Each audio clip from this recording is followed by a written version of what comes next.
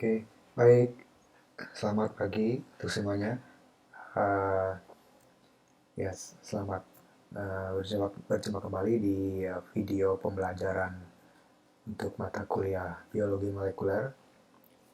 Uh, ya, untuk kali ini kita akan lanjut untuk membahas materi mengenai metode transfer materi genetik pada tanaman.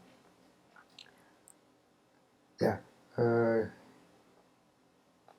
di minggu lalu kita sudah membahas mengenai enzim-enzim dalam biologi molekuler ya, misalnya di pertemuan yang terdahulu. Sekarang untuk materi saat ini adalah untuk metode transfer materi genetik pada sel tanaman. Kemudian di pertemuan yang depan, yaitu di 4 Juni, materi yang akan dibahas adalah mengenai metode seleksi transforman untuk eukariot. Ini mungkin materi yang terakhir nanti ya, yang tanggal 4 Juni itu, dan materinya mengenai seleksi transforman itu nanti akan merupakan materi yang secara konsep juga merupakan satu kelanjutan dari materi yang akan kita bahas sekarang ya. Oke, jadi transfer materi genetik ke tanaman. Mungkin kalau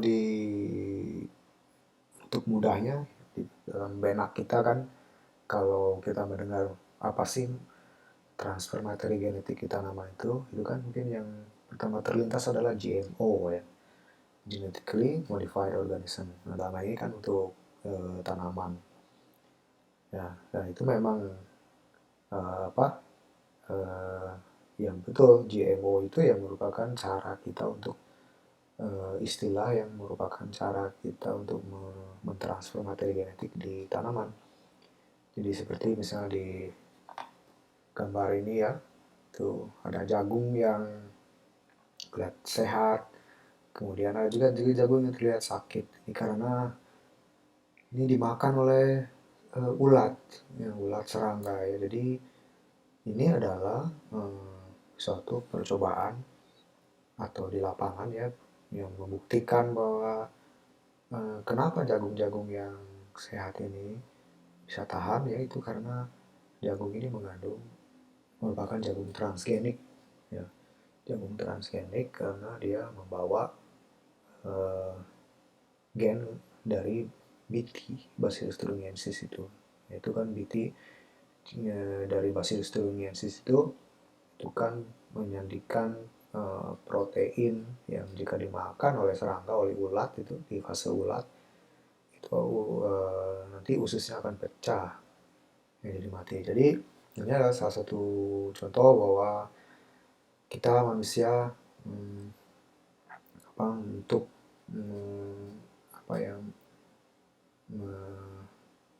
memperbaiki kualitas misalnya tanaman pangan ya, untuk tahan penyakit misalnya seperti ini. Nah, itu bisa kita dengan melakukan memindahkan, mentransfer materi genetik dari makhluk lain, tidak hanya dari tanaman tapi dari bakteri, dari yang lain ya, itu ke tanaman, sehingga nanti akan si gennya itu yang di dalam nanti akan memberikan suatu efek. Misalnya di dalam ini adalah efek ketahanan terhadap serangan ulat ya. Nah, jika kita berbicara mengenai GMO, genetically modified organism, dalam hal ini tanaman untuk di crop ya, tanaman pangan. Jadi sebenarnya transfer genetik seperti itu, transfer materi genetik itu sebenarnya sudah dari dulu juga sudah terjadi ya.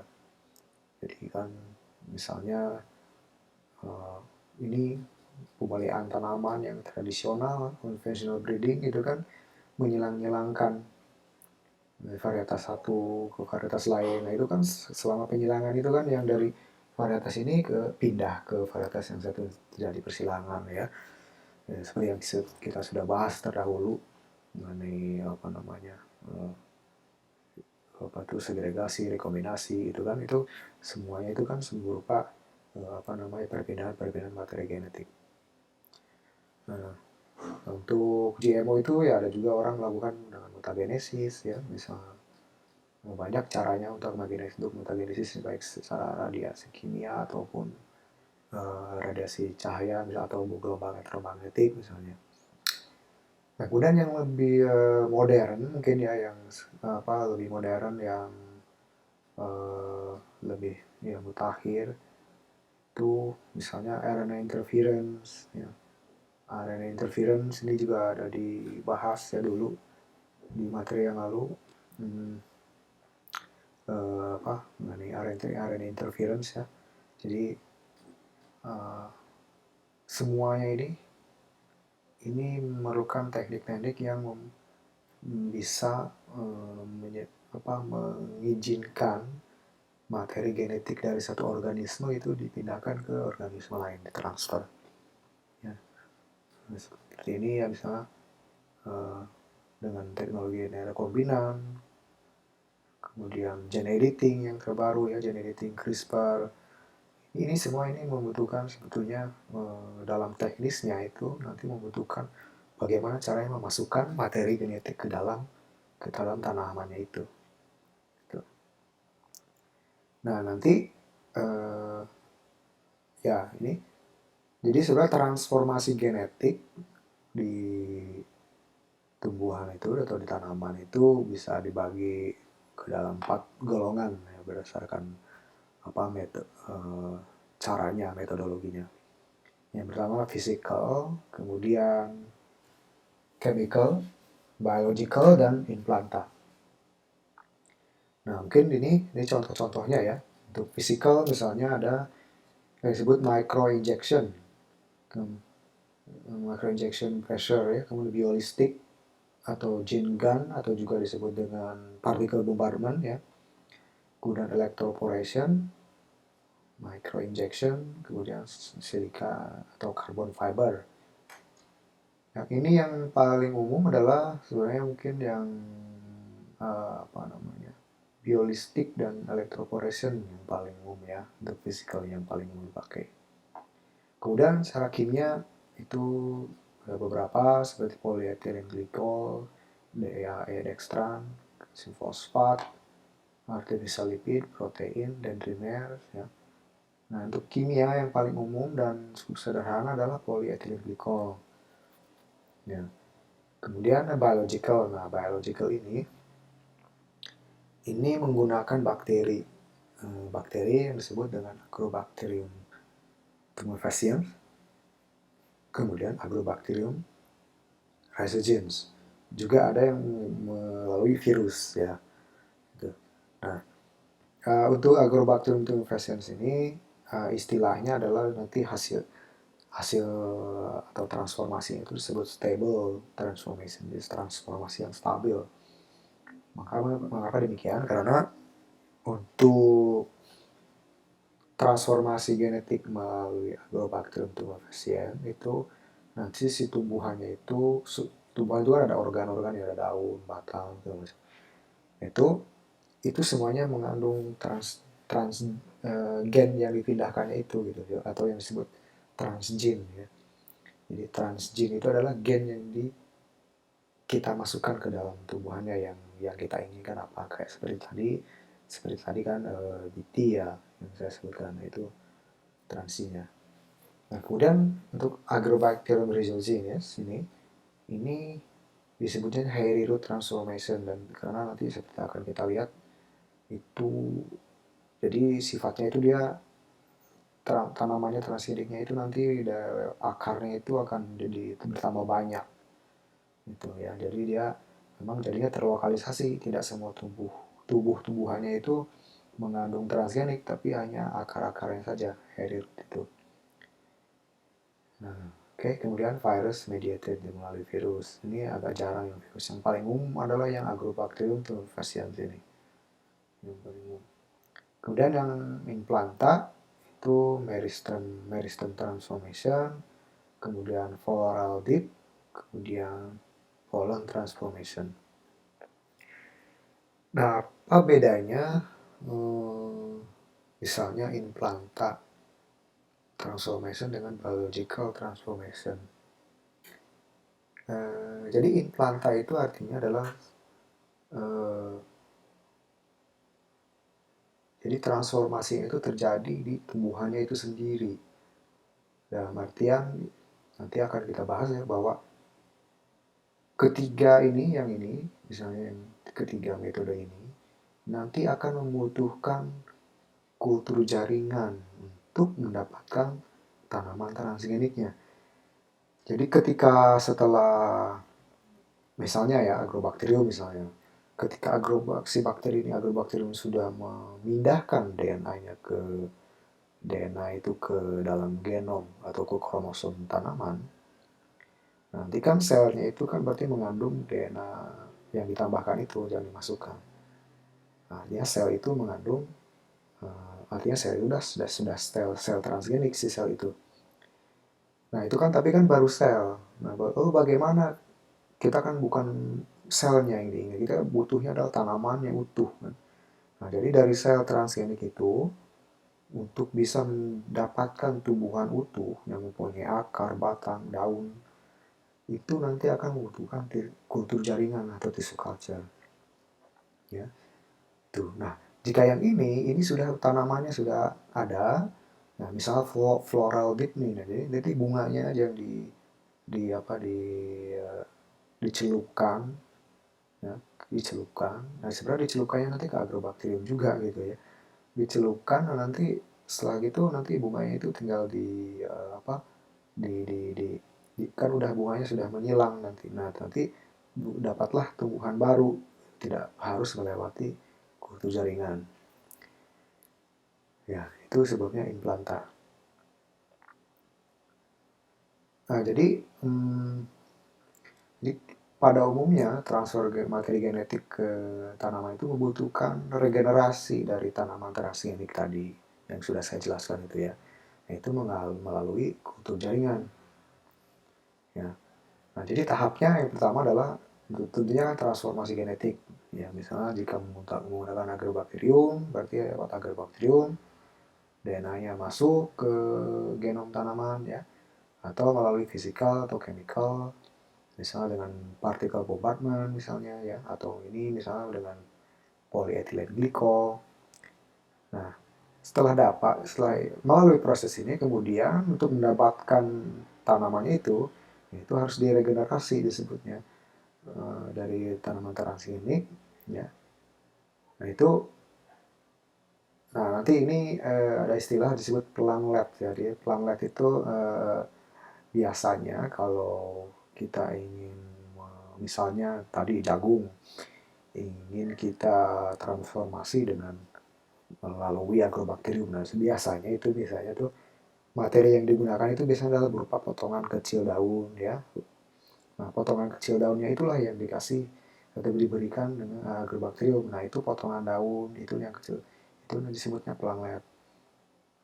Ya, planglet sehingga kemudian tumbuh jadi tanaman kecil ya, jadi planglet juga disebutnya itu ya, masih belum tanaman dewasa. Nah, jadi di tahap kultur jaringan ini fungsinya ada dua utama.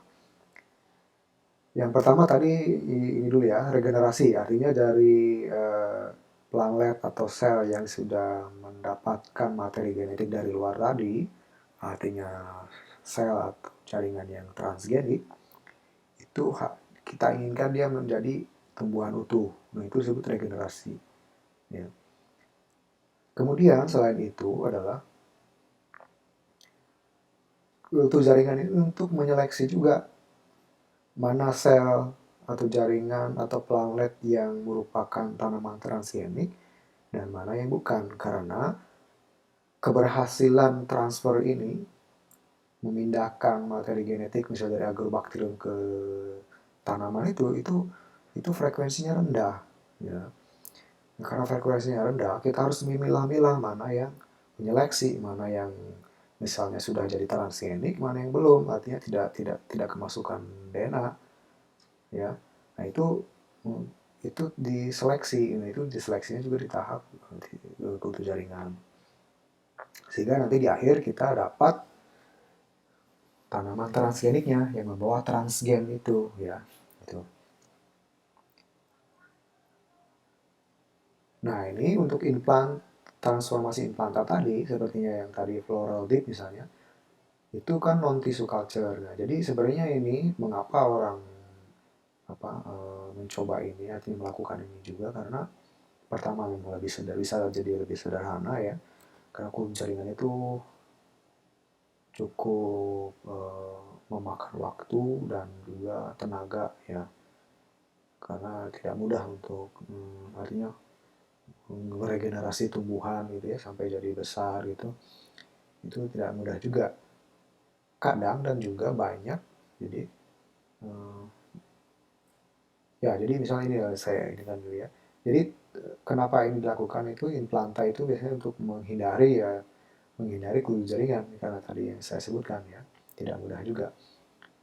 Nah, kemudian memang beberapa tanaman itu memang sulit untuk diregenerasi di kultur jaringan. Jadi secara intrinsik, misalnya ya tanaman tembakau dengan tanaman misalnya apa ya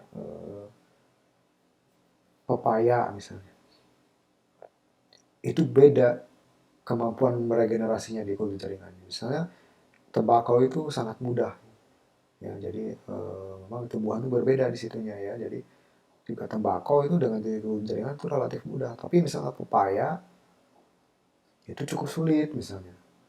Bahkan ada beberapa tumbuhan yang sudah sangat sulit sekali untuk mendapatkannya ya, untuk mendapatkan tanaman transgenik lewat kultur jaringan itu. Nah, jadi caranya dengan seperti ini. Oke, untuk meristem, transformasi meristem, biasanya yang dipakai adalah apical meristem. Jadi bagian plumule atau di cotyledonary node. Jadi di ada cotyledon kan ya, cotyledon itu kan yang daun bukan sejati, daun pertama itu kalau biji berkecambah. Nah itu kan masih meristem ya, artinya sel yang masih uh, masih akan berdiferensiasi menjadi sel-sel lain. Nah itu biasanya yang paling umum adalah di cotyledon node ini gitu.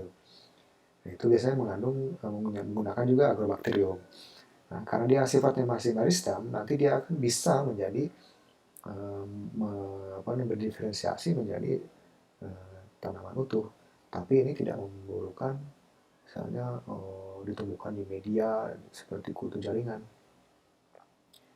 Nah, kemudian floral dip method. Nah, floral dip method ini yang paling menggunakan adalah misalnya di Arabidopsis ya, jadi bunga atau inflorescen yang sedang berkembang, bunga yang berkembang dari Arabidopsis itu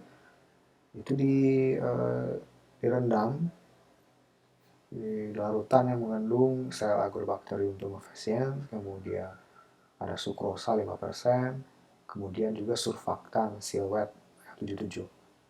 Ya, tiga kombinasi ini. Ini penting ya sukrosa dengan surfaktan ini. Karena tanpa dua ini itu frekuensi keberhasilannya sangat rendah. Ya, jadi bunganya di dip nanti ada contohnya ya untuk yang floral dip ini. Nah, terus nanti dibiarkan mempolinasi begitu. Nah, nanti dapatlah biji ya, kemudian biji itu ditumbuhkan, sudah transgenik gitu ya. Nah, kemudian pollen transformation ya, artinya ini pollennya yang ditransformasi. Nah, karena pollennya ini yang ditransformasi, sehingga untuk terjadi perkawinan kan si pollen yang tadi sudah ditransformasi itu ya harus dipolinasikan ke stigma ya, ke ke betinanya sehingga terjadi pembuahan. Gitu. Oke.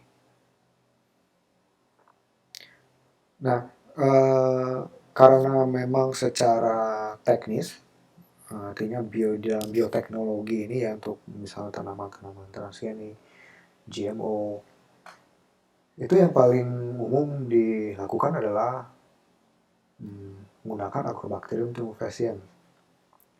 Ya, karena orang kan menginginkan memang tumbuhannya secara utuh yang transgenik, dan itu bisa diturunkan terus-menerus ke keturunannya transgeniknya itu. Nah, jadi nanti juga yang akan paling sering dibahas di sini adalah mengenai Agrobacterium mediated transformation ini, yang melalui Agrobacterium.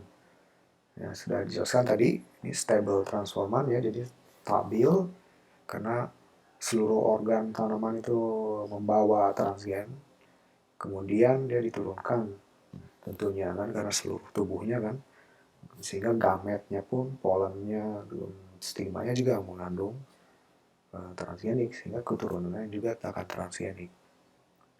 Nah, tentunya ini memerlukan kultur jaringan memang ininya mungkin kalau bisa disebutkan sebagai bottleneck-nya kadang-kadang ya untuk tumbuhan tertentu. Nah ini ya tadi seluruh tumbuhannya itu transgenik pada umumnya ya, bukan kimera gitu. Kimera itu kan jadi campuran ya, misalnya bunganya saja yang transgenik tapi batangnya dan daunnya tidak misalnya. Itu bisa terjadi kalau dengan metode uh, transformasi yang lain. Ya. Nah, jadi secara singkatnya seperti ini ya. Jadi ini adalah sel Agrobacterium tumefaciens. Di dalam sel Agrobacterium ini, kan selain ada kromosomnya ya, dia itu membawa plasmid. Nah, disebutnya itu plasmid TI. TI plasmid, tumor inducing plasmid. Ya. Di dalam TI plasmid itu, ya nanti sebenarnya nanti bukan TI plasmid ya, akan saya jelaskan ya, tapi ini keturunan dari TI plasmid sebetulnya. Intinya adalah, jadi gen yang kita inginkan tuh dimasukkan ke Agrobacterium di dalam plasmid ini. Yang merah ini adalah gen yang kita inginkan. Seperti tadi misalnya gen BT ya, sini. Kemudian selain itu adalah ada kita masukkan juga gen untuk resisten terhadap antibiotik biasanya. Nah ini itu kebutuhan menyeleksi tadi mana yang transgenik, mana yang bukan gitu ya. Nah, cara menyeleksinya adalah di media di kultur jaringannya itu nanti diberikan antibiotik. Nah jadi kalau si sel itu membawa plasmid ini, ya, si sel yang membawa plasmid ini, nah nanti dia akan apa namanya bisa bertahan hidup, ya. Oke, nah jadi nanti kan Agrobacterium kemudian planletnya tadi dicampur sehingga nanti si Agrobacterium ini akan memindahkan si gen ini ya ke dalam genom tanaman. Nah, jadi nanti dia akan masuk menyisip di genom tanaman, kromosom tanaman ini.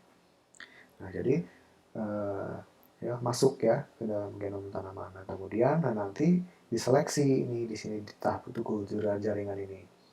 Jadi hanya sel yang membawa DNA ini yang nanti akan tumbuh, yang hidup, yang lain yang tidak membawa ini dia mati.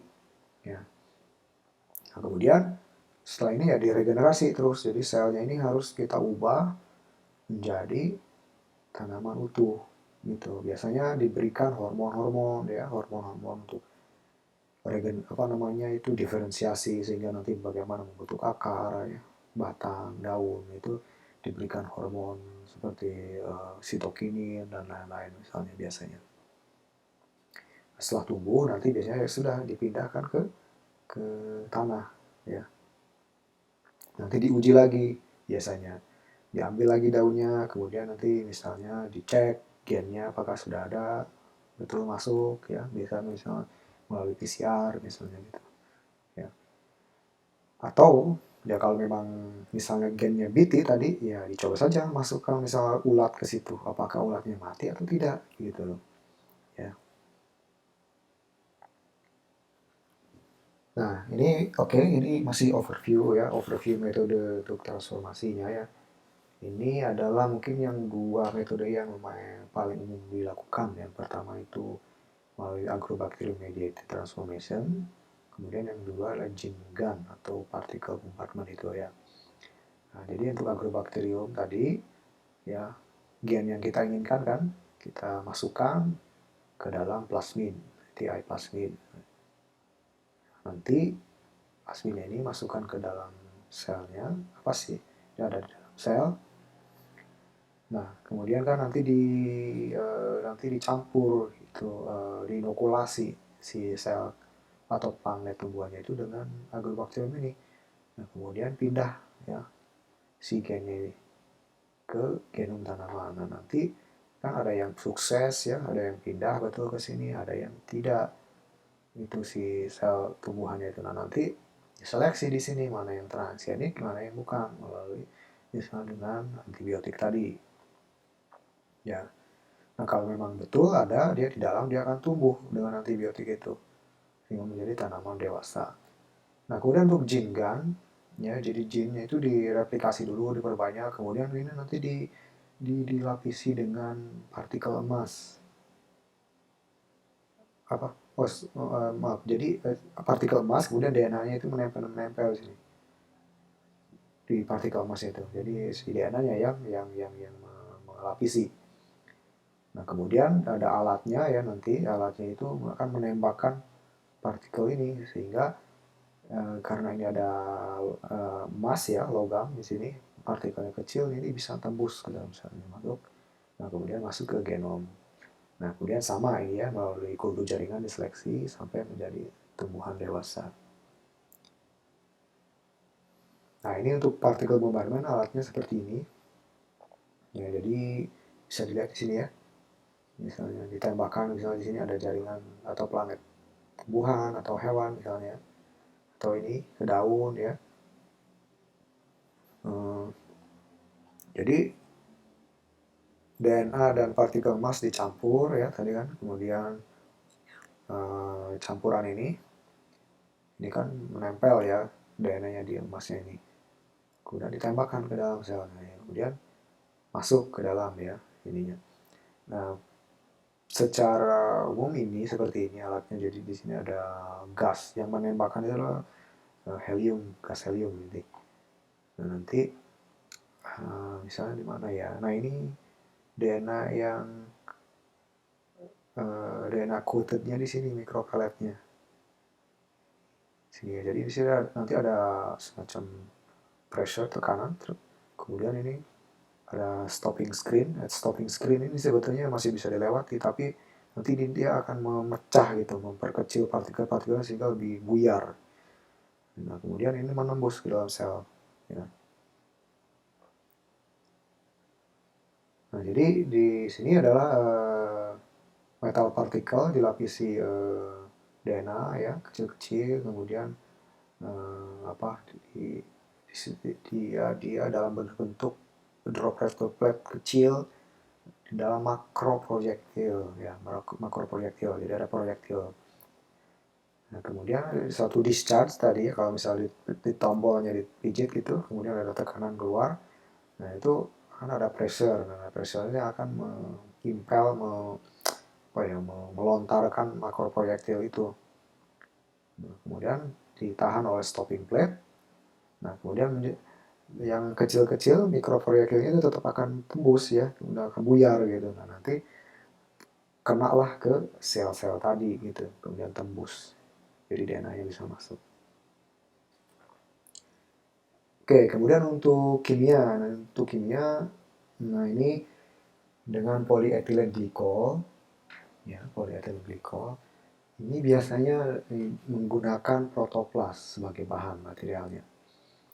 Jadi protoplas itu adalah sel-sel tumbuhan ini yang sudah dibuang dinding selnya. Jadi dinding selnya sudah dibuang, dia hanya ada membran saja. Sama mirip seperti sel hewan jadinya. Karena si dinding sel sudah dibuang ya. Jadi biasanya di digest, misal dengan selulase itu ya, karena kan banyak mengandung selulosa ya dinding sel itu dan lain-lain. Di digest dengan enzim sehingga lebur lah si dinding selnya. Ya, kemudian menjadi protoplasma. Kemudian PEG ini ya, polyethylene glycol ini dicampur dengan DNA. Kemudian ya ini dicampur kemudian sehingga nanti ada yang masuk. Nah, polyethylene glycol ini dia mempunyai fungsi untuk mengubah konformasi DNA. Jadi DNA-nya itu bisa jadi lebih kecil, lebih kompak jika ada polyethylene glycol. Sehingga karena dia lebih kecil, karena ini sudah tidak ada dinding sel ya, jadi ini sudah masuk dalam DNA yang kompak tadi ya, karena adanya PEG tadi. Gitu. Nah, jadi untuk protoplas PEG ini pengambilan langsung ya untuk DNA itu oleh sel tanaman yang telanjang, artinya yang dinding selnya sudah dibuang, protoplas. Nah, biasanya hanya untuk yang ini tuh dia tidak stabil dalam artian di, di integrasinya itu tidak seperti agrobakterium.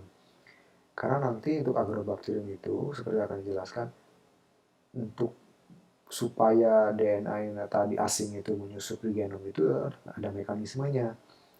Ya, ada mekanisme. Nah, ini kalau jika yang ini itu kadang oke masuk ke dalam selnya gitu. Tapi untuk berintegrasi ke dalam genom itu tidak mudah gitu. Sehingga nanti sifatnya berupa transien ekspresi gennya itu. Transien itu artinya sementara. Ya. Jadi ekspresinya sementara dia tidak terintegrasi ke dalam genom. Nah, jadi biasanya untuk protoplas PG ini lebih banyak dipakai untuk misalnya untuk uji-uji untuk mengetahui fungsi gen saja, tapi tidak membutuhkan tanaman transgeniknya. Misalnya orang ingin tahu fungsi gen X misalnya. Apa fungsi gen X ini? Nah, udah dilakukan metode ini, masukkan ke dalam sel terus kita lihat. Oh, misalnya terjadi gen X ini fungsinya seperti ini gitu. Nah, tapi setelah itu sudah si tumbuhannya itu tidak bisa kita dapatkan dan nanti berketurunan membawa gen itu juga tidak gitu. Ya, jadi untuk mengidentifikasi misalnya gen-gen baru ya. Nah, jadi protoplas pertama dibuat dengan treatment enzimatik untuk memecah sel dinding selnya ya. Nah, kemudian itu harus dilihat. Jadi ada caranya dengan memberikan apa namanya larutan pewarna untuk memvisualisasikan apakah membran, karena itu kan sudah telanjang tuh si inisialnya sudah hilang, apakah membrannya masih utuh, bisa jangan-jangan bocor kemudian rusak gitu ya. Apakah masih hidup, nah itu ada diwarnai ya, ada sistem pewarnaan bisa, oh protoplas ini kualitasnya bagus gitu ya. Ya kemudian lakukanlah tadi PEG tadi ya transformasinya. Nah, selain PEG, protoplas ini juga menggunakan protoplas ya, sama. Itu menggunakan elektroforasi. Elektroforasi pada prinsipnya adalah protoplas tadi kan sudah hilang ya, dinding selnya, sehingga dia hanya membran. Nah, elektroforasi adalah memberikan kejutan listrik dengan tegangan tinggi tapi pendek waktunya. Jadi ada berupa kejut.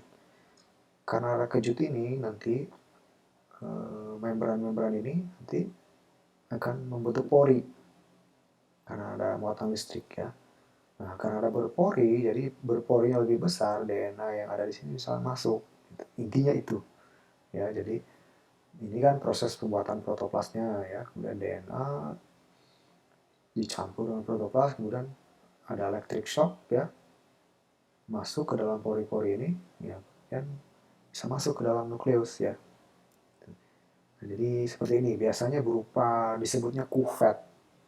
Jadi di sini ada semacam elektroda ya.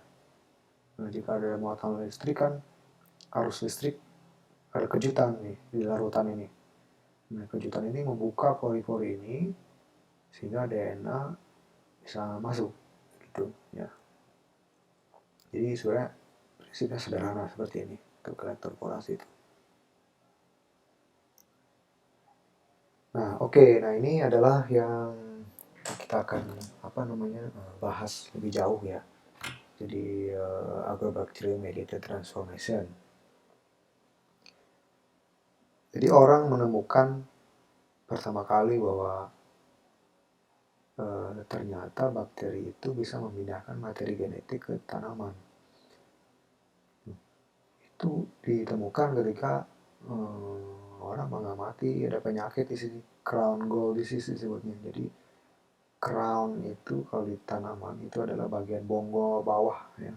Jadi ini kan di bawah ini kan akar ya. Nah ini batang bawah yang di bawah sini disebut crown, area crown ini. Atau juga sampai sini ke atas, ini itu juga disebut crown. Ya, jadi crown itu adalah bagian atas dari tumbuhan ya, di atas tanah. Tapi utamanya yang itu adalah di bagian bawah ini. Ya.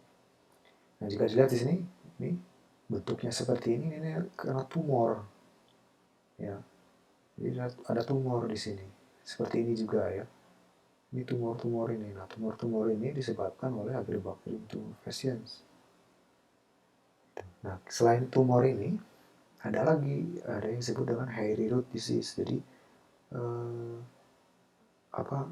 akarnya itu berupa rambut-rambut banyak sekali gitu, gimbal atau apa istilahnya.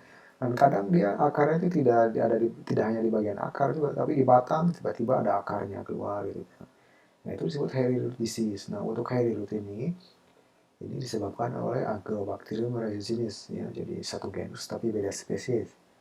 Nah seperti ketahui nanti bahwa penyakit ini akibat karena si bakteri-bakteri ini mentransfer DNA gen ke dalam tumbuhan sehingga kemudian tumbuhan itu dimanipulasi sehingga membentuk tumor. Ya. Jadi secara ininya mereka adalah genetic engineer yang alami. Ya. Jadi mereka adalah genetic engineer ya, sudah melakukan genetic engineering gitu. Nah, kita lihat sekarang nih Agrobacterium tumefaciens ya di genomnya itu. Jadi bakteri pada umumnya mengandung kromosom dan mereka juga banyak yang membawa plasmid ya. Jadi selain kromosom ada plasmid. Nah plasmid ini pada umumnya adalah banyak fungsinya, tapi biasanya plasmid itu untuk membuat antibiotik gitu ya, atau bahkan ketahanan terhadap antibiotik itu adanya di plasmid. Nah, untuk Agrobacterium tumefaciens ini, untuk plasmidnya ini disebut dengan TI plasmid, tumor inducing plasmid. Jadi tumor inducing plasmid ini isinya yang paling penting itu komponen yang nanti akan relevan dengan aplikasi adalah ada yang disebut vir genes, ini adalah virulent genes ya, vir genes ini. Kemudian ada yang disebut tDNA. Ya, ini dua komponen itu yang penting. Nah, jika kita lihat di sini lebih jauh, untuk ini TI plasmid ya. Nah, ini virulent genes atau disebut juga virulent region. Biasanya di sini banyak genes, banyak gennya ya, ada beberapa. Ya, oke, jadi ini virulent region atau viral region. Kemudian mana yang disebut tDNA? tDNA itu adalah bagian dari plasmid ini yang dibatasi oleh left tDNA border, right tDNA border. Jadi DNA border bagian kiri, DNA border bagian kanan. Ini border-border ini mengandung sekuen unik di sini ya. Jadi ada sequence pendek tapi berupa unik sekuensinya itu selalu seperti itu gitu. Ada motif ya sebutnya. Nah, di dalam tDNA ini Agrobacterium yang alami ya, yang wild type yang alami ya. Di sini ada gen-gen di dalamnya. Nah, di mana gen-gen ini menyandikan untuk produksi hormon. Itu pertama misalnya auksin ya. Kemudian ada sitokinin, kemudian ada opine. Nah, kita lihat nih sekarang, auksin dan sitokinin. Ini adalah hormon-hormon di tumbuhan, untuk pertumbuhan tanaman ya. Nah, inilah yang menyebabkan tumor. Jadi auksin dan sitokinin inilah yang menyebabkan tumor. Karena ini produksinya banyak nanti, jadi berlebih. Sehingga tidak terkontrol pertumbuhannya. Seperti kanker ya, kanker tumor lah sama ya. Tumor itu di hewan juga di manusia. Seperti pertumbuhan yang tidak terkontrol karena ada hormon ini. Nah, opine apa opine? Opine ini adalah berupa molekul sederhana ya, seperti gula sederhana ini seperti opine itu. yang merupakan sumber makanan untuk agrobakterium sendiri. Jadi dia makan ini. Nah, karena yang lain kan tidak bisa makan ini, sehingga bakteri lain maksudnya. Sehingga dia bisa kompetisi kan, karena dia menghasilkan makanannya sendiri. Ada gennya untuk menjadikan opain dimakan sendiri. Bagaimana makannya? Kan harus bisa dimetabolisme ini opain ini ya. Nah, di plasmid itu ada lagi opain katabolisme. Jadi ini adalah gen untuk mengkatabolisme opain ini gitu. Nah, sekarang kita fokuskan ke dua ini, virulence region dan tDNA. Seperti akan dibahas nanti, mengapa kemudian orang bisa keluar ide sampai akhirnya menjadi teknologi ya, untuk membentuk genetically modified organism segala macam melalui organisme ini, melalui agrobakterium ini. Ini karena ternyata ya, ini tDNA dan viral region ini itu bisa berfungsi dua-duanya itu jika duanya ini dipisah gitu, tidak hanya di satu plasmid yang sama. Nah, itu kuncinya. Jadi tDNA dan viral region ini masih bisa berfungsi jika misalnya salah satunya itu misalnya tDNA dipindah atau dimasukkan ke plasmid lain. Jadi bayangkan sini ada plasmid lain mengandung tDNA ya. Kemudian di sini ada tinggal viral gennya aja kan, viral regionnya. Nah, itu masih bisa seperti itu. Nah, nanti seperti akan dijelaskan apa fungsinya viral region ini. Fungsi viral region ini adalah nanti untuk mentransfer tDNA ke genom tanaman. Jadi yang berpindah ke genom tanaman ini, kromosom tanaman adalah tDNA-nya. Yang memindahkannya apa? Viral region ini. Gitu. Nah, nanti makanya dalam kenyataannya ya nanti akan ada plasmid lain ya, itu. Karena kalau begini, oh ya mungkin saya jelaskan juga sekarang juga ya.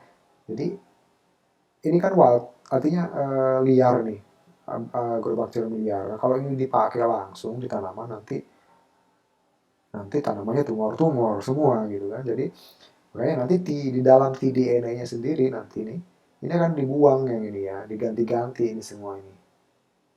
Auksin, sitokinin, opainnya diganti dengan gen apa? Gen yang kita inginkan, misalnya BT masukkan ke sini. Kemudian masukkan juga gen untuk seleksi tadi ya, antibiotik begitu. Ya. Nah, kita masih membicarakan ini gall disease ya, masih agrobakterium yang liar yang alami. Jadi bagaimana sebenarnya proses terjadinya gall disease itu? Itu biasanya pertama diawali dengan ini, satu ya, pelukaan. Jika ada luka di tumbuhan itu akan menghasilkan senyawa khusus yang disebut acetylsirindin. Ya. Acetylsirindin ini dibutuhkan oleh viral region ini untuk aktivasinya. Jadi acetylsirindin dihasilkan tumbuhan, acetylsirindin nempel nanti di viral region. Nah, dari viral region ini nanti akan mensintesis protein-protein atau enzim-enzim yang nanti akan mentransfer tDNA ini. Ya, caranya adalah tDNA-nya ini dibuat satu utas dulu, single stranded tDNA, intermediate ya, supaya bisa mobile ke sini. Mirip ke sini ya, mirip-mirip RNA sebetulnya dia dianggapnya ya. Nah, setelah di sini nanti direplikasi kemudian di double strand kan, kemudian masuk ke dalam genom ya. Nah, jadi di sini ada proses juga nih sebetulnya kompleks ya, tidak sesederhana ini. Jadi ini kan sudah tadi nomor 3 ini ya, ini kan single strand nih tDNA-nya. Nah, ini tDNA transfer nih.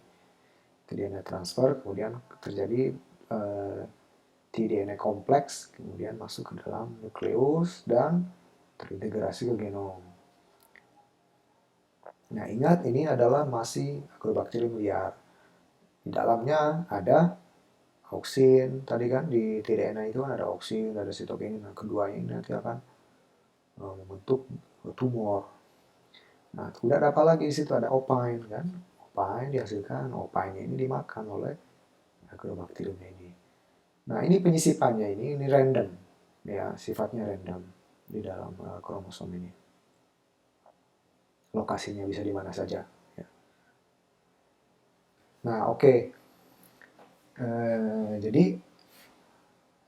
untuk proses tadi, ya, jadi sebetulnya tidak hanya plasmid saja yang berperan secara keseluruhannya ya, kromosom juga berperan. Tadi kan yang untuk plasmid kan Vir, region, sama tDNA yang utama. Nah, kromosomnya sendiri juga berperan, misalnya ada agen CHVA, CHVB, PSCA. Nah, ini ketiganya ini diperlukan untuk menempelnya si bakteri tadi ke sel tanaman ya, karena diperlukan penempelan kan. Nah, ini karena gen-gen ini menjadikan polisakarida yang untuk melengketkan selnya itu. Nah, kemudian Vir region kan ini di TI plasmid yang ini yang dua ini ya. Ya, kan ada di TI, di PTI ini ya. Ini P ini ya, ya biasanya orang kalau di dunia molekuler ini P ini adalah plasmid sebenarnya, jadi PTI. Nah, ada di PTI tapi dia tidak ditransfer, tidak dipindahkan. Yang dipindahkan adalah ke tDNA.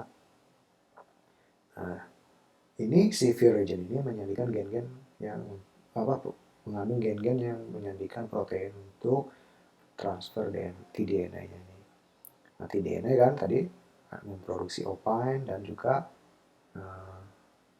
hormon-hormon yang untuk produksi tumor. Ya.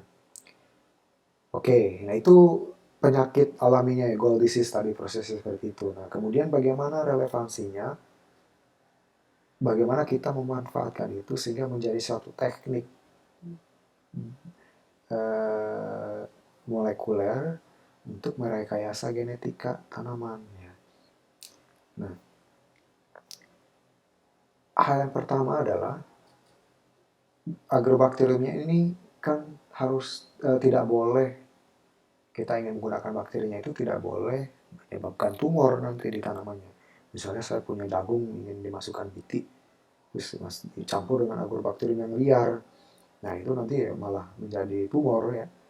Nah, caranya bagaimana si agrobakterium ini harus dijinakan atau disebut disarm.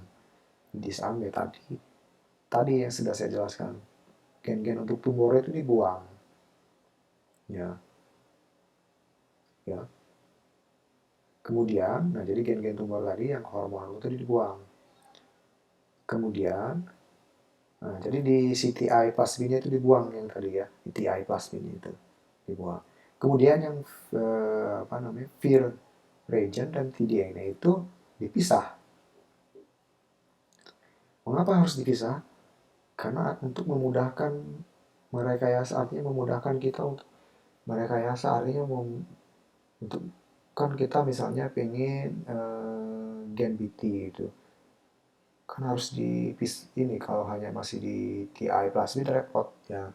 Jadi caranya adalah nanti dipisahkan tDNA-nya ini sehingga kita bisa manipulasi di luar, di dalam di lab, di in vitro. Misalnya kita masukkan gen BT misalnya ya, nanti akan ada plasmid lain untuk menampung tDNA ini. Ya, jadi dipisah. Jadi dua ini kuncinya ya. Nah, oke, untuk disarmingnya, jadi tadi kan virginsnya sebagian dibuang ya, sehingga apa namanya virgin ini banyak isinya. Jadi ada beberapa yang sebagian juga terlalu virulen juga nanti akan apa namanya tidak cocok untuk tanamannya terlalu virulen. Nah, jadi nanti opine tidak diproduksi lagi, kemudian tumorigenesis atau pembentukan tumor juga tidak berlangsung ya. Nah, inilah yang saya sebut dengan kenapa tDNA dan Vir region itu dipisah. Artinya Vir region masih tetap di TI plasmid. Tapi TI plasmidnya yang sudah dijinakan. Ya, karena sebagiannya dibuang di Vir region ini juga. Di Vir region ini sebagian dibuang. Kemudian tDNA-nya juga kan sudah dibuang dari TI itu kan. Nah, tDNA di mana sekarang? tDNA-nya itu dimasukkan ke dalam plasmid terpisah, plasmid terpisah ya. Nah, dengan demikian berarti nanti ada dua plasmid. Nah, makanya itu disebut binary factor karena ada dua plasmid itu. TI plasmid yang sudah dijinakan tadi, yang mengandung Vir region, kemudian vektor yang satu lagi. Nah, vektor yang satu lagi ini adalah vektor yang bisa kita otak-atik secara in vitro, artinya kita masukkan gen apa ke situ, karena dia mengandung tDNA kan yang akan dipindahkan ke genom tanaman. Nah, itulah disebut binary system atau binary vector karena ada TI, plasmid, ada juga vektor satunya lagi yang mengandung tDNA. Nah, di tDNA ini nanti dia mengandung selection marker kan tadi antibiotik resisten ya. Nah ini oh iya saya akan jelaskan lagi nanti lebih jauh sih. Jadi sebetulnya untuk antibiotik ini udah teknikal sih. Untuk antibiotik itu nanti ada dua antibiotik itu. Ada antibiotik yang di tDNA. Fungsinya apa antibiotik itu yang di tDNA ini? Fungsinya adalah untuk menyeleksi tanamannya karena nanti tanaman mengandung tDNA kan. Nah, kemudian seleksi marker yang lain, antibiotik yang lain lagi, ada lagi di vektor itu. Tapi dia tidak bukan di tDNA ya, di luarnya. Plasmid kan ada backbone-nya ya, atau apa namanya, plasmid lingkaran kan. Tadi ada tDNA, di dalam tDNA ada antibiotik resisten. Nah, nanti ini dipakai untuk di tanaman. Nah, tapi untuk nanti di prosesnya sebetulnya ya, di bakterinya juga kan harus, misalnya kita masukkan ke agrobakterium. Kita harus tahu agrobakterium ini membawa plasmidnya tidak. Itu caranya adalah ada gen resisten antibiotik ini yang di luar tDNA ini untuk menyeleksi biasanya di bakterinya. Di bakteri. Nanti akan kita lihat di sini ya, jelas ya. Uh, ya inilah binary vector system ya untuk genetic engineering. TI plasmid mengandung virgin kan. Nah, yang plasmid satunya lagi disebutnya biasanya seringnya orang menyebut binary vector. Ya, binary vector, TI plasmid. Jadi TI plasmid mengandung virgin, binary vector mengandung tDNA. Ya, ini. Oke, jadi disarm TI plasmid.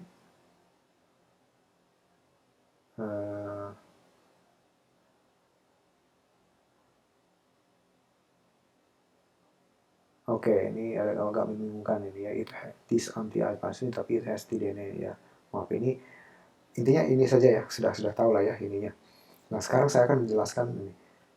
Kita lihat sekarang tDNA atau binary vector ya. Ada left border, ada right border. Nah, ini kan ada cloning site untuk gen. Jadi biasanya ini ada enzim restriksi di sini. Ingat ya, di enzim itu biologi molekuler. Di sini ada multiple cloning site, artinya di sini banyak situs-situs palindrom yang untuk enzim restriksi sehingga mudah dipotong. Nanti dipotong, kemudian masukkan bagian BT misalnya ke sini ya. Nah, ini selectable marker tadi yang untuk di tanaman. Karena yang ini kan akan dipindah ke tanaman nih. Sehingga untuk seleksinya menggunakan seleksi ini, gen ini, antibiotiknya. Nah, ini adalah selectable marker lain yang tadi yang saya jelaskan dari sebelum slide ini ya. Ini untuk seleksi bakteri, karena pada prosesnya sebetulnya nanti misalnya nih ada gen A dimasukkan ke sini, nah ini harus dimasukkan ke bakteri dulu. Kalau sudah supaya diperbanyak plasmidnya ya. Jadi biasanya ke E. coli, dimasukkan ke E. coli, perbanyak gitu. Nah, bagaimana kita tahu misalnya si E. coli ini membawa plasmid ini ya caranya dengan seleksi dengan ini. Misalnya sini kanamisin ya, berarti nanti E. coli-nya diberi kanamisin. Oke, jadi ada dua ya markernya ini untuk bakteri sama untuk tanamannya. Oke, nah jadi secara sederhananya bayangkan ini adalah Agrobacterium tumefaciens. Ini bukan yang liar ya, yang sudah kita rekayasa, yang sudah di disarm. Jadi ada kromosom, kemudian di sini ada binary vector tadi, mengandung tDNA, dan juga seleksi untuk di bakterinya. Jadi di sini misalnya kan resisten, berarti dia tahan kanamisin. Jadi untuk mengetahui, untuk memperbanyak bakteri yang membawa ini, agrobakteriumnya tumbuhkan di kanamisin. Dia akan tahan sehingga plasmidnya ini diperbanyak terus ya, tubuh bakterinya. Kemudian ada tentunya ya TI plasmid. Nah, TI plasmid juga mengandung antibiotik juga biasanya secara alami ya. Misalnya ini spektinomisin ya. Jadi pada kenyataannya nanti supaya kedua plasmid ini tidak hilang, biasanya itu dalam praktiknya diberinya 2 antibiotik yang sekaligus. Ketika menumbuhkan Agrobacterium ini, satu kanamisin, satu lagi spektinomisin dalam satu media yang sama, sehingga kedua plasmidnya tetap ada, gitu kan, tetap utuh karena dia tidak dibuang, tidak mati bakterinya juga karena mengandung 2 ini. Ya. Oke, jadi intinya adalah di sini TI plasmid, Vir reagent, nanti ini ada binary vector, Vir reagent ini akan memindahkan tDNA ke dalam host atau ke dalam tanaman. Ya. Nah, jadi ini secara mungkin sedikit lebih detailnya, ini kan tDNA ya, tDNA multiple cloning site, artinya mungkin di sini udah berisi gen yang kita inginkan, kemudian antibiotik, ya, kemudian ini ada apa namanya, untuk replikasi ya. Nah, ini misalnya antibiotik resistennya juga di sini. Ya. Yang pertama dilakukan adalah ketika sudah merancang, misalnya kita masukkan gen A ke sini, ke multiple cloning site. Nah, ini biasanya nanti dimasukkan ke E. coli dulu, diperbanyak di E. coli ya. Nah, nanti dari E. coli ini harus dipindahkan si plasmid ini ke Agrobacterium tumefaciens tadi. Di dalamnya sudah ada TI plasmid. Nah, TI plasmid ini selalu ada di sini selama si Agrobacterium ini selalu dipelihara atau ditumbuhkan misalnya di sini di spektinomisin misalnya ya. Jadi plasmidnya selalu ada di situ. Jadi bakteri ini sebelum dimasukkan yang ini pun ini harus dipelihara, ditumbuhkan terus di dalam media yang mengandung spektinomisin supaya TI plasmidnya tidak hilang. Oke, jadi ini biasanya konjugasi ya E. coli. Ini di E. coli, bayangkan di E. coli ya. Nah, tadi di E. coli transfer ke sini. Masuklah binary vector ini ke dalam Agrobacterium. Sehingga Agrobacterium ini mengandung TI plasmid dan juga binary vector. Nah, kemudian viral reagent ini memindahkan si tDNA-nya ke dalam sel tanaman, kemudian terintegrasi ke sini. Ya. Nah, ini prosesnya tadi. Oke, kemudian ini adalah salah satu contoh misalnya binary vector. Ini bisa bermacam-macam ya, beda ini sangat beragam sekali. Tapi tadi kan intinya adalah ada gen yang diinginkan, ada seleksi untuk tanaman, antibiotik tanaman, ada juga seleksi untuk bakteri. Kita lihat sekarang di sini. Ini namanya PBI 1-to-1. Besar ya, 14,8 kilobase. Nah, kita lihat di sini mana tDNA-nya. Nah, kita lihat sini ya, mana tDNA kira-kira. Ini left border, ini right border, ya. Left border, right border. Nah, yang mana tDNA-nya? Sebenarnya ini, ya. Karena kalau ini aduh besar sekali ini untuk ditransferkan ya. Nah, cirinya adalah kenapa tDNA ya dibatasi ini RB dan LB ya. Nah, di sini bisa kita lihat mana antibiotik untuk tanamannya. Ini kan atau ini neomycin resistant, kanamycin resistant. Ya. Kemudian, nah ini multiple cloning site ini adalah untuk menyisipkan gen yang kita inginkan. Jadi dia harus dipotong dulu dengan HID3 dan SBF1, kemudian masukkan gen yang kita inginkan di sini. Nah, selain itu, kadang-kadang, dan sekarang sih sudah umum ya, tadi kan ini untuk seleksi ya. Jadi di tanaman nanti, kalau tanaman yang bisa hidup dengan dikanamisin, berarti dia membawa tDNA.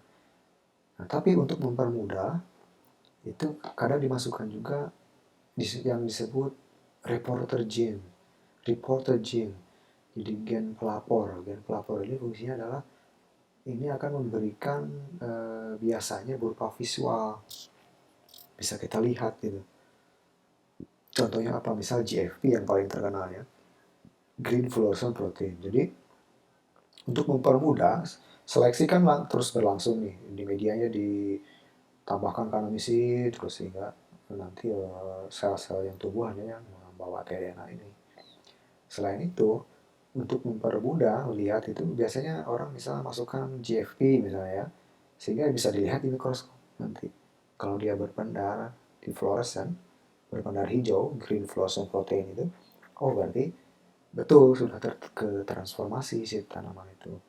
Atau ini yang contoh yang ini adalah gas chemical ini. Ini adalah beta glucuronidase. Ini jika diberikan substrat tertentu, nanti sel itu akan berwarna biru, biru tua sampai ungu ya. Jadi bisa dilihat secara visual juga gitu nantinya ya. Nah, jadi ini reporter gene. Reporter gene ini selectable marker untuk seleksi antibiotik. Kemudian di sini adalah tempat menyisipkan gen yang diinginkan. Nah, Pak, lalu apa untuk menyeleksi di bakterinya? Untuk menyeleksi bakterinya berarti ada apa saja di sini gitu ya. Di sini ada TET-R, ini biasanya yang R ini adalah resisten antibiotik.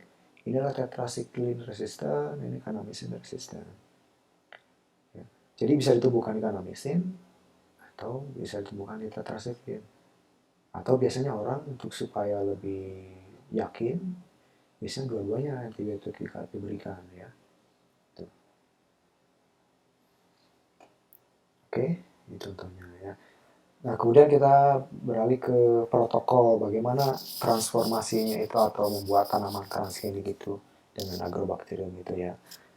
Nah, kita lihat sini ada dua tahap utama ya. Yang pertama, fase pertama adalah transformasi genetik. Kemudian fase kedua adalah regenerasi tanaman transgenik. Fase pertama, transformasi genetik artinya adalah terjadinya perpindahan materi genetik dari agrobakterium ke dalam sel tanaman. Itu transformasi genetik. Ya, jadi kita lihat di sini, explant tadi kan, material tanaman yang dipotong-potong itu misalnya explant daun misalnya dipotong-potong. Dan ini materialnya ya, agrobakterium, kultur agrobakterium ya. Nah nanti ini dinokulasi ini si explant ini dengan agrobakterium ini dicampurkan. Inokulasi. Nah setelah inokulasi ada yang disebut kokultivasi. Jadi nanti ini keduanya ini ditumbuhkan di dalam media yang sama. Explant dengan agrobakterium itu ditumbuhkan di media yang sama selama beberapa hari, biasanya 2 hari. Ini untuk memberikan waktu untuk transfer tDNA ini. Ya, biasanya 2 hari pada umumnya. Nah, setelah itu nanti ini dipindahkan biasanya. Ini kokultivasi ini kan menumbuhkan dua-duanya ya, agrobakterium tumbuh, kemudian plantlet atau explant tadi tumbuh ya. Nah, kemudian tahap selanjutnya adalah ditransfer ini explant ini yang mengandung bakteri agrobakterium itu ke dalam media yang mengandung antibiotik yang akan membunuh agrobakterium. Jadi agrobakteriumnya harus dibunuh. Kalau tidak, ini bakterinya terus tumbuh, kemudian akan overgrowth, artinya tumbuh banyak, nanti akan membunuh si explant tanamannya ini karena bakterinya udah terlalu banyak ya, jadi busuk. Jadi dimasukkan ke dalam media yang akan harus membunuh agrobakteriumnya untuk membersihkan agrobakterium. Nah setelah itu dipindahkan lagi ya ke dalam media yang juga masih mengandung antibiotik untuk membunuh agrobakterium karena biasanya agrobakterium rada lumayan sulit ya untuk dibunuh. Ini harus berkali-kali. Plus antibiotik yang mengandung tadi selective biomarker tadi selektif untuk menyeleksi transgen ya. Misalnya kanamisin tadi kan yang di vektor yang tadi ya. Tuh, jadi antibiotik kanamisin misalnya dengan antibiotik yang untuk membunuh agrobakterium. Nah, kemudian dipindahkan lagi ke dalam untuk media untuk regenerasi. Nah, di media regenerasi ini ditambahkan hormon-hormon yang misalnya sitokinin untuk memicu misalnya pembelahan sel sehingga nanti berdiferensiasi ya nanti ada tajuk, kemudian daun, kemudian tumbuh akar gitu ya. Dan juga masih terus nih kalau untuk selectable marker untuk transgeniknya masih terus. Ya, jadi ada antibiotik dan juga ada hormon untuk regenerasi. Oke, nah jadi nanti akan dihasilkan tumbuhan utuh ya di sini. Ini biasanya prosesnya panjang tergantung tanamannya sih ya. Biasanya tomat ya yang saya dulu bekerja itu biasanya memakan waktu bisa 5 bulan, 6 bulan, jadi cukup lama ya, cukup lama prosesnya. Oke, ya ini mungkin kita akan supaya lebih ini ya, lebih terlihat apa nyata gitu. Kita akan ada studi kasus ya, ini merupakan publikasi saya. Satunya dulu saya bekerja dengan tomat untuk transgenik tomat ya. Di tomat juga ini tergantung varietasnya, ada yang mudah, ada yang sulit untuk kutub jaringannya itu. Oke, ya. Jadi yang saya tunjukkan di sini adalah tDNA-nya saja ya, tDNA. Jadi tDNA-nya ini untuk eksperimen saya dulu tuh ini adalah gen yang ingin saya inginkan. Cyclops namanya. Jadi Cyclops ini tidak terlalu penting ya di sini, tapi ini adalah gen yang untuk diperlukan tanaman supaya mycorrhiza itu bisa mengkolonisasi akar, itu fungsinya ya. Tapi ini adalah gen targetnya ya, transgeniknya, transgennya itu ini. Tentunya kan harus ada promotor kan, harus ada promotor, kemudian ini terminatornya. Nah, kemudian ini adalah hygromycin resistant. Jadi ini untuk selectable markernya tadi. Ini adalah antibiotik hygromycin. Jadi nanti saya seleksi menggunakan hygromycin, antibiotik hygromycin. Dan tentunya harus ada promotor, ada terminator atau poli A ya di sini. Jadi yang ada di tDNA ini adalah gennya transgennya itu Cyclop ya dengan promotor 35S, kemudian ada selectable markernya hygromycin resistant gene dengan promotor 35S. Nah, seperti dilihat di foto di sini ya. Ini adalah masa-masa diseleksi. Jadi setelah diberikan Agrobacterium gitu ya. Kemudian ini sudah beberapa kali ditumbuhkan di media ini sudah beberapa kali transfer ya ke media yang mengandung hygromycin ini. Nah, jadi bisa dilihat di sini kalau diperhatikan ini namanya explant. Ini menggunakan cotyledon saya dulu. Cotyledon dipotong-potong kecil-kecil ya. Nah, kemudian diseleksi di hygromycin, bisa diperhatikan di sini mulai ada tumbuh yang hijau-hijau kecil ya.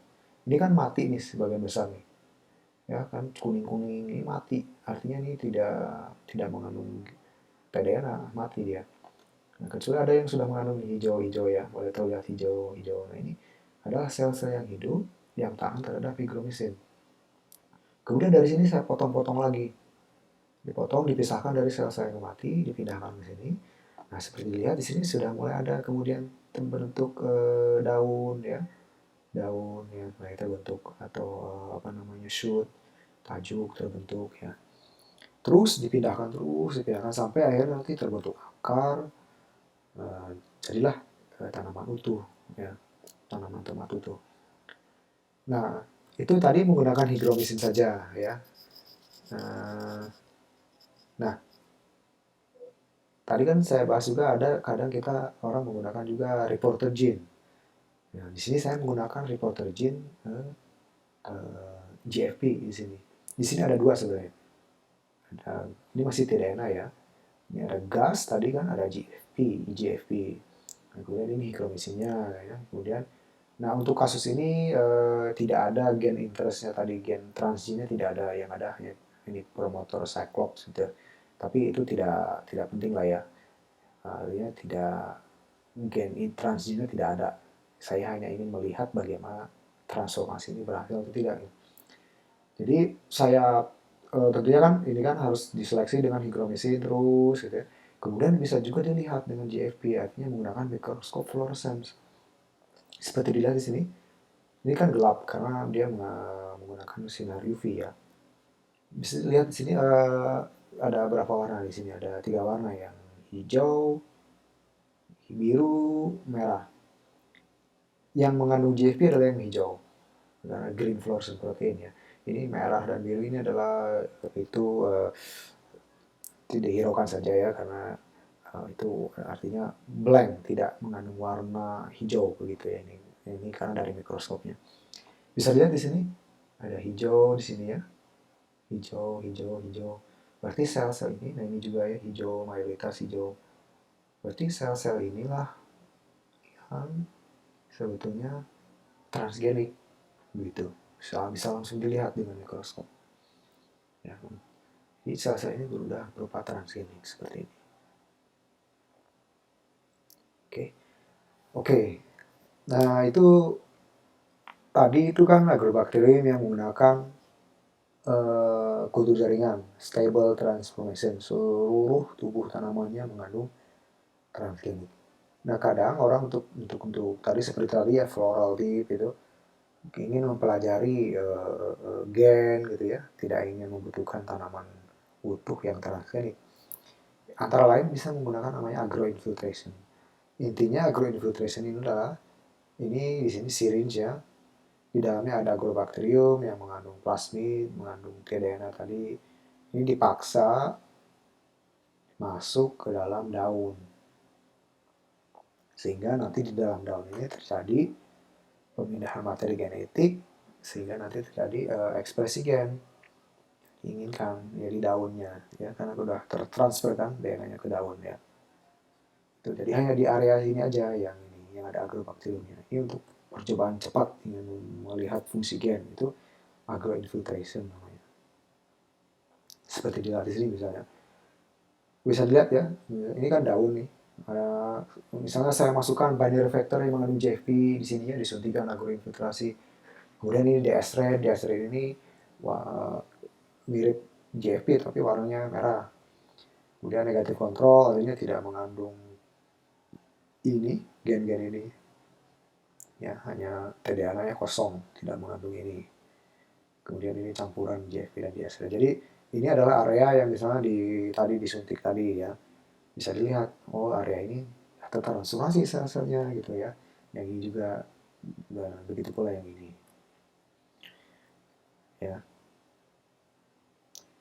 Oke, kemudian floral dip method. Jadi floral dip ini simple sekali sebetulnya. Ini bisa dilihat ada bunga di sini ya. Bunga ini ada Arabidopsis yang sudah berbunga, di sini masih berkembang bunganya. Sudah tinggal dicelupkan saja bunganya ini seperti ini. Ini mengandung agrobakterium. Nah, agrobakterium ini membawa tentunya tadi gen-gen tadi ya, membawa vektor, binary vektor. Kemudian dibiarkan saja nanti tumbuh. Nanti bunganya ini kan akan mempolinasi, membuahi seperti itu. Nanti akan muncul generasi baru biji-biji yang nanti membawa binary vector tadi. Ya. Jadi tanaman ditumbuhkan sampai tahap yang membunga, kemudian dicelupkan secara singkat ya di agrobakterium, kemudian mengandung sukrosa tadi ya, mengandung surfaktan silwet tadi. Kemudian lanjutkan ditumbuhkan selama beberapa minggu sampai dewasa ya, sampai menghasilkan biji. Nah, bijinya ini dipanen, kemudian bijinya dikecambahkan saja. Gitu ya. Dikecambahkannya tentunya nanti harus diseleksi. Misalnya binary vector membawa kanamisin, jadi harus medianya harus mengandung kanamisin. Seperti di sini ini, yang tumbuh-tumbuh ini adalah berarti Arabidopsis yang dari biji tadi yang mengandung kanamisin, membawa tDNA. Oke. Ya. Kalau ingin baca lebih lanjut di sini jurnalnya ya. Oke. Itu saja untuk materi sekarang ya. Saya kira ini sih ya, materinya relatif mudah untuk dipahami ya. Dan ini sangat aplikatif gitu. Jadi kalian bisa belajar lebih lanjut di internet atau di sumber-sumber yang lainnya untuk menambah, untuk ingin mendalami sebenarnya. Oke, kemudian untuk pertemuan terakhir juga rencananya saya juga masih video ya. Saya sih berencana nanti akan ada kuis, akan saya posting di WLS mungkin nanti mendekati materi terakhir ya. Ya, oke. Terima kasih. Sampai jumpa di pertemuan berikutnya. Ya, selamat siang.